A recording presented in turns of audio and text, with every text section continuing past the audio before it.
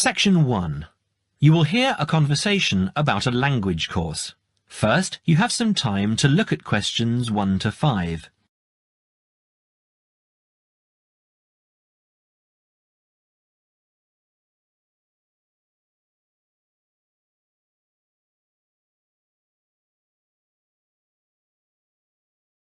You will see that there is an example that has been done for you.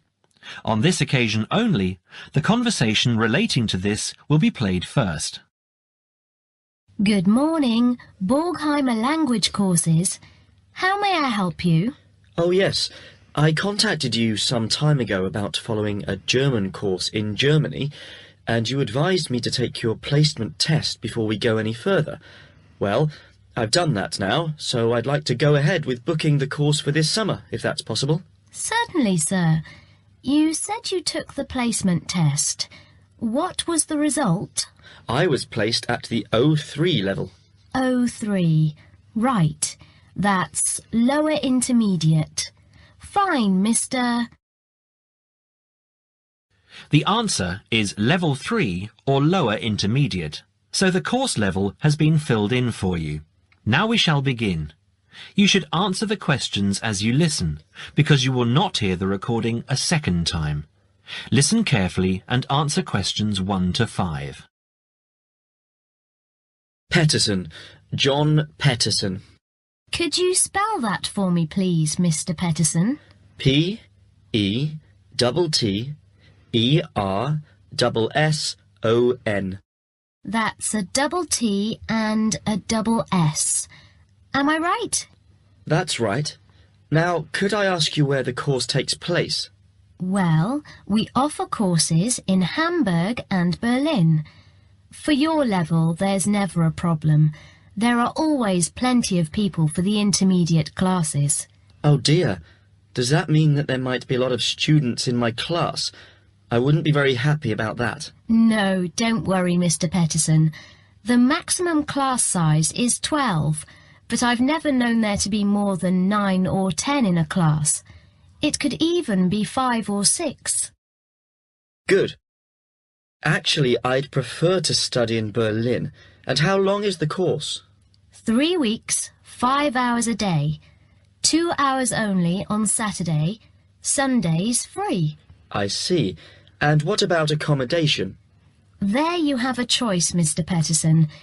You can either stay with a German family who are used to having such guests, or you can stay on the university campus, or we can book you into a nearby bed and breakfast. Is there a big difference in price? Not really. Staying with the family works out the cheapest, and the bed and breakfast is a bit more money. Staying on the university campus comes somewhere between the two price-wise, but Berlin is not too expensive anyway. Which do you recommend? Well, if you want to practice your German and be part of a German family, I would recommend staying with a family. Our families are all hand-picked, and we've never had any sort of complaint. Yes, I'll probably do that then. What are the dates of the course? The first summer course starts on the 1st of June in Hamburg and a week later in Berlin, which is what would concern you as you have chosen the Berlin course. That's the 8th of June. The next course would begin on the 2nd of July and then... The 2nd of July course would be perfect for me. Can you put me down for it now? Certainly, Mr. Petterson. Can I have your address, please? 26 Mayfield Drive, Orpington, Kent. I'm afraid I can't remember the postal code. Don't worry, Mr. Petterson. I'll check on it. Before you hear the rest of the conversation, you have some time to look at questions 6 to 10.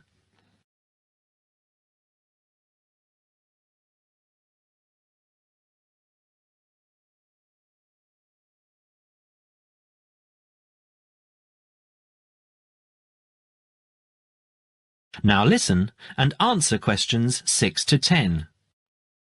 There are a couple of other things I'd like to ask. Certainly. What do I need to bring on the course? Well, apart from the obvious, you'll need our textbooks. I'll email you the name and publisher. You should be able to find it in your local bookstore. If you do have problems, call me or email me and I'll see what I can do. We provide the computers, computer disks, translation exercises and all that sort of thing, but you will need a good dictionary. We recommend Langenscheidt, which is more than adequate for your level. You don't have to go and spend a lot of money on an expensive dictionary. Not yet, anyway. Maybe you will when your German reaches a very high standard. That would be very nice. Now, finally, what about the cost of the course? And how do I pay? Would you like to pay that in pounds or in euros? Euros would be fine. In that case, it's 550 euros. You can pay by credit card if you like. Oh dear, I'm afraid I haven't got a credit card. How else can I pay? That's not a problem, Mr. Peterson. You can pay by bank transfer. Fine. By the way, I forgot to mention I am a full-time student. Have you got a student card? Oh, yes. Then that does make a difference, you'll be pleased to hear. You are entitled to 35% off the full price. And if you can persuade a few people to join you, it would work out even cheaper. How do you mean exactly? Well, for every 5 people you find, 1 goes free. In other words, if there are 6 of you, you get 1 free course. Of course, in reality, you would divide up the savings amongst you, presumably. Right. Well, I'll see what I can do. Thank you. Not at all, Mr. Peterson, and I'm sure you'll enjoy the course. There are, of course, sightseeing possibilities. Would you like me to send you our brochure describing them?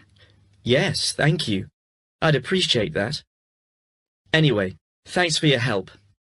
If I want to call back, who do I ask for? Susanna. I'm here most of the time. That is the end of section 1. You now have half a minute to check your answers.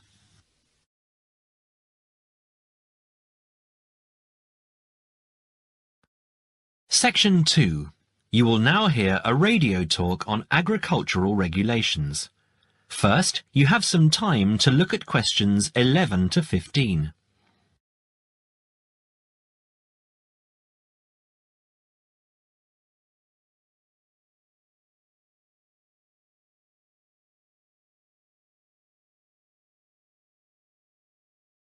Now listen carefully and answer questions 11 to 15. Could there be clearer proof of the arrogance and indifference of those who are supposed to keep our food safe than the muzzling of John Verrill? Agriculture is a business, true, and businesses have to make money. But this shows how ministers and officials put the profits of the agriculture business before the well-being of the British people. Mr. Verrill, a pharmaceutical chemist, was appointed to represent consumers on one of the many committees that advise the government on food safety. When he tried to do his job, though, and wanted to warn ministers of a danger to children's health, he was refused permission to do so. The danger comes from hormones given to cattle in the USA and some other countries to make them grow faster. They speed up the animal's development to maturity, thus making meat production more profitable. There have, however, long been fears that the hormones have horrendous effects on the people who eat them, causing diseases as serious as cancer. Once these hormones were used on British cattle too, but over 20 years ago they were banned in Europe for being too dangerous. Indeed, so concerned is the European Union that it banned imports of hormone-fed beef years ago, much to the fury of the US government, which wants to sell it all over the world. Several years ago, the USA and Canada asked the World Trade Organization to declare the ban illegal and to punish Europe for failing to lift it. The WTO, with its long record of refusing to let environmental or safety concerns interfere with trade, agreed, imposing fines of more than $120 million a year on the EU for its refusal to back down. The British government now backs the Americans, claiming that there is no proof that hormone-fed beef does any harm. This is where Mr. Verrill comes in. He is very angry with the government, especially as their claim comes out just after a Danish study shows that growth hormones are 200 times more dangerous than was previously thought. Worried by these findings, Mr. Verrill spoke to government representatives, who did nothing. Before you hear the rest of the talk, you have some time to look at questions 16 to 20.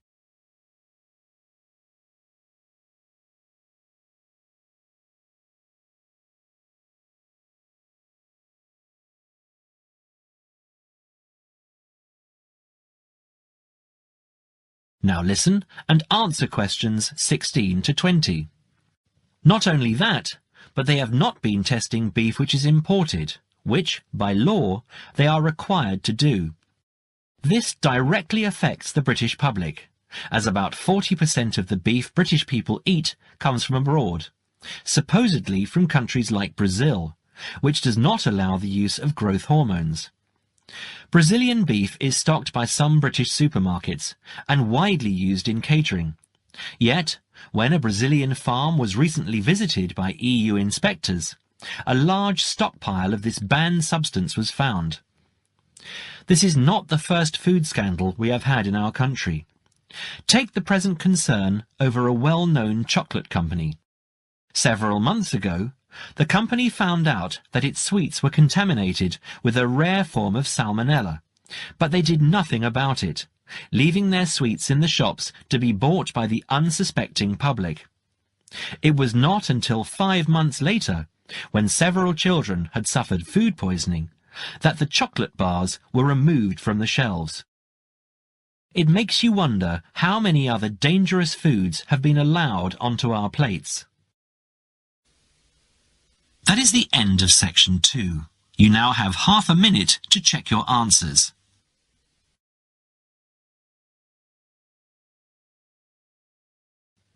Now turn to section 3.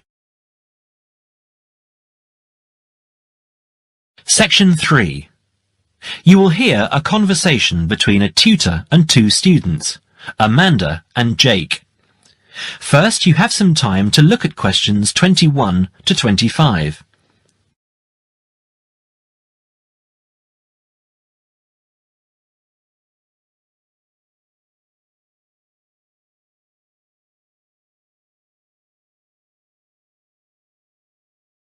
Now listen carefully and answer questions 21 to 25.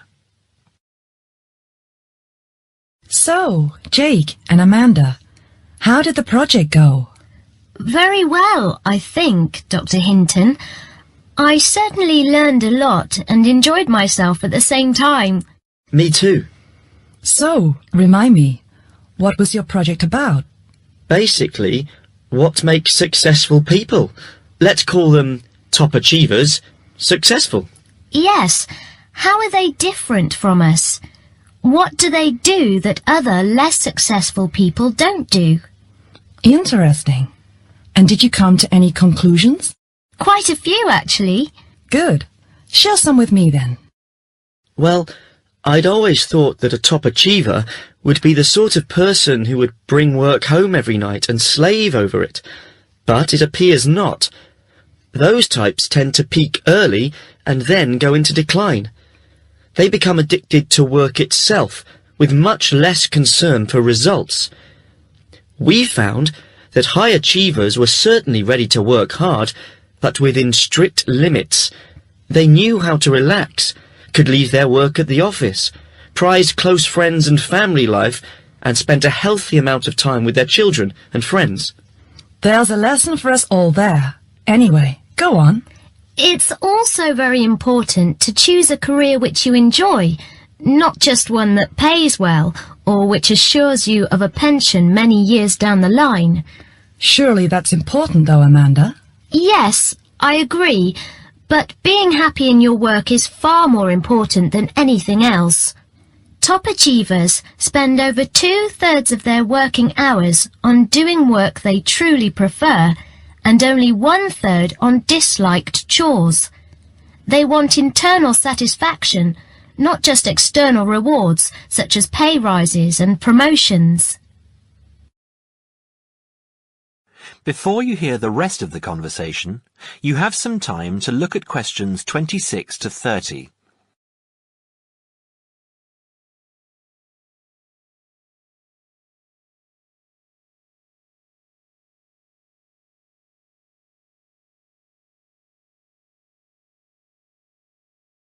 Now, listen and answer questions 26 to 30. Actually, in the end, they often have both, because they enjoy what they are doing, so their work is better and their rewards higher. Yes, Jake, that certainly makes sense. Now, can I ask you something? Do high achievers, as you call them, take many risks? Yes and no. I interviewed one business executive who told me he was able to take risks because he carefully considered how he could salvage the situation if it all went wrong. He imagined the worst that could happen, and if he could live with that, he went ahead. If not, he didn't take the chance. Other people prefer to stay in what I heard described as the comfort zone setting for security, even if it means settling for mediocrity and boredom too. Would you call top achievers perfectionists? Contrary to what I expected, no, I wouldn't. We came to the conclusion that a lot of ambitious and hard-working people are so obsessed with perfection that they actually turn out very little work. I happen to know a university teacher, a friend of my mother's, who has spent over 10 years preparing a study about a playwright. She is so worried that she has missed something, she still hasn't sent the manuscript to a publisher. Meanwhile, the playwright, who was at the height of his fame when the project began, has faded from public view. The woman's study, even if finally published, will interest few people. So, what has this got to do with top achievers? Well, top achievers are almost always free of the compulsion to be perfect. They don't think of their mistakes as failures. Instead, they learn from them, so they can do better next time. Well, would you call them competitive? High performers focus more on bettering their own previous efforts than on beating competitors. In fact, we, came to the conclusion that worrying too much about competitors' abilities and possible superiority can be self-defeating. Yes, and we found that top achievers tend to be team players rather than loners.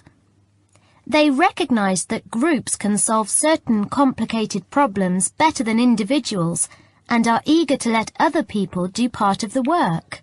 Yes, loners, who are often over-concerned about rivals, can't delegate important work or decision-making.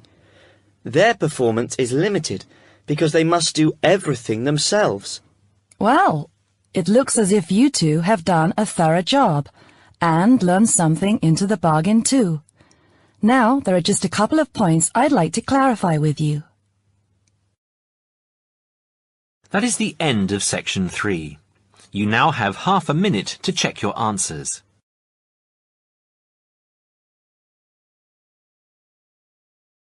Now turn to section 4. Section 4. You will hear a talk on seasonal affective disorder. First, you have some time to look at questions 31 to 40.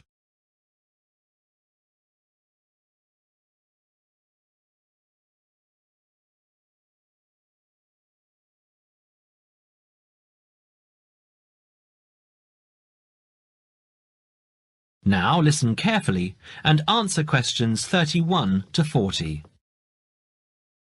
In the past few years, a new condition has been identified and given a name, SAD, short for Seasonal Affective Disorder.